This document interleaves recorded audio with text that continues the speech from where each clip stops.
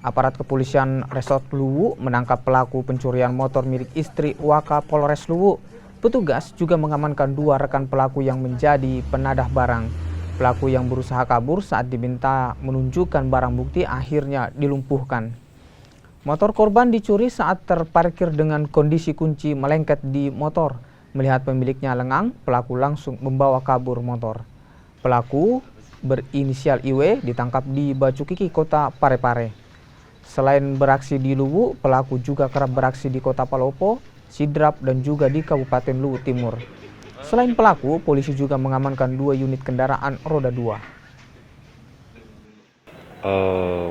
Perkara pencurian sepeda motor kebetulan kemarin dilaporkan oleh korban, yaitu selaku Bayangkari, ya istri dari Bapak Wakapolres, yang mana motornya tersebut telah dicuri oleh pelaku bernama IR.